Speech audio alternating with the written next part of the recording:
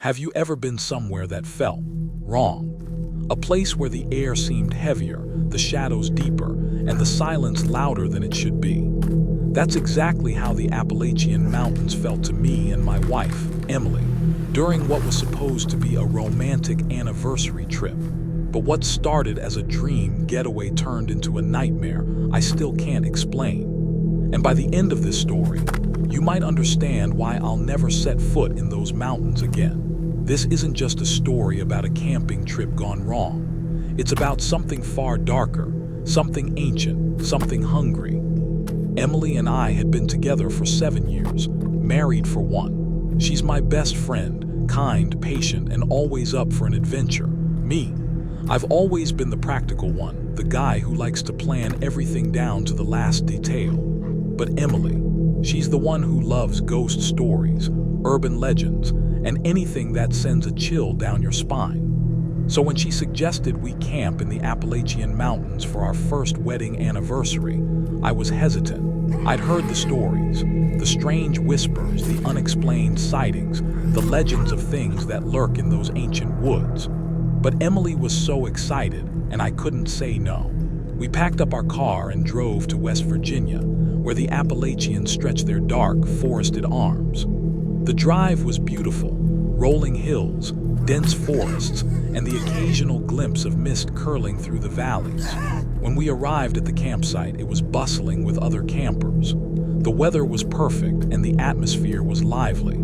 It felt like the ideal start to our trip, but even then, I couldn't shake this feeling. It's hard to describe, but it was like the woods were alive, like they were watching us. I told myself it was just my imagination, but looking back, I think I knew something was wrong from the very beginning. That first night was magical. We set up our tent, cooked hot dogs over the fire, and made s'mores under a sky full of stars. Emily told me how much she loved me, and we talked about our future, our dreams of starting a family, buying a house, and growing old together. It was everything I'd hoped our anniversary trip would be.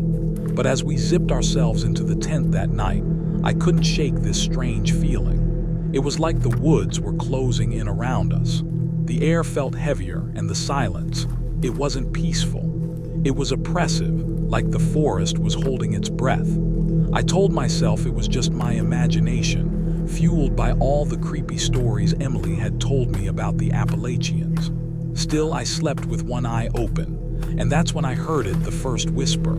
It was faint, almost imperceptible, but it was there. Just one word carried on the wind. Emily.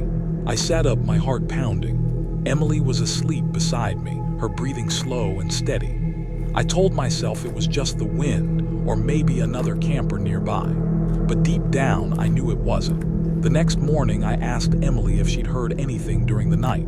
She shook her head, smiling. "You're just spooking yourself," she said. "Relax, it's just the woods." But it wasn't, and things were about to get much, much worse. The next morning, we decided to go on a hike. Emily loves the outdoors, and I've always enjoyed hiking with her. It was actually on a hiking trail that we had our first date, so it felt fitting to celebrate our anniversary the same way.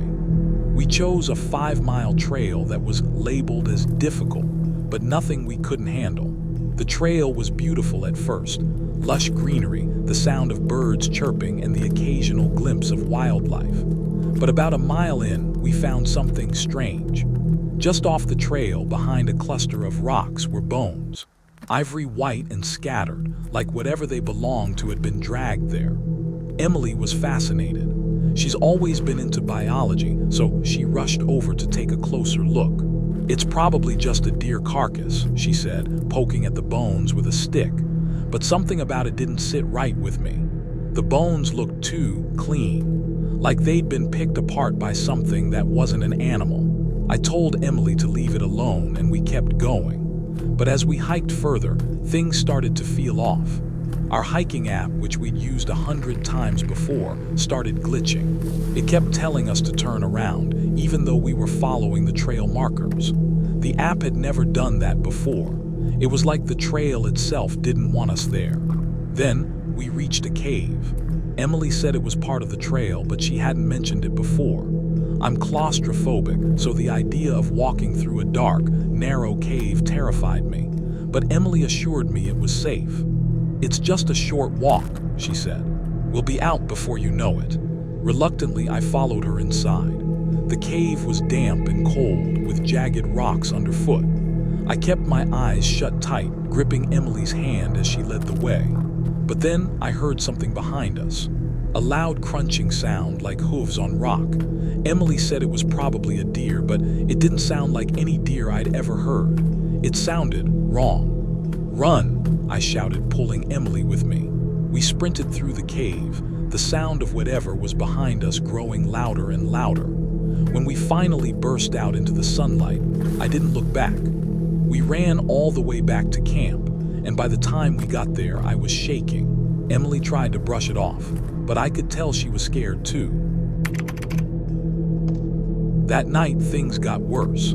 It started raining, and we noticed a small hole in the top of our tent. Emily swore it hadn't been there before. Then we heard scratches. Loud, deliberate scratches like something was dragging its claws down the side of the tent. And then whispers. At first, I thought it was just the wind, but then I heard it clearly, Emily's name. It was being whispered over and over from every direction. I told Emily not to respond, but she shouted back, "Leave us alone." The moment she said that, everything went silent, too silent. Even the rain seemed to stop. We sat there holding each other until the sun finally rose. But when we stepped outside, something was different. The campsite was empty, not just quiet empty. The tents, the cars, the other campers, they were all gone. It was like we were the only people left in the world. Emily didn't seem to notice. She was humming to herself, packing up our things like nothing had happened. But I couldn't shake the feeling that something was very, very wrong. When we got home, I thought we were safe. But Emily, she wasn't the same. She seemed taller, her fingers longer. Her wedding ring didn't fit anymore. She said she'd lost weight, but I wasn't sure. And then I found her notebook. In it, she'd written something the night we were in the tent. "I don't have much time. They're coming for me. If I don't make it back, I love you." I don't know what happened to Emily in those woods. I don't know if the woman who came back is really her. All I know is the Appalachians changed us, and I'll never look at those mountains the same way again. But the worst part, the whispers haven't stopped. Even now I hear them. Sometimes they call my name. Sometimes they call hers, and sometimes they just laugh. So if you're thinking about visiting the Appalachians, take my advice. Don't. Because whatever's out there, it's waiting, and it doesn't let go. But for me, my journey with the mountains does not end here.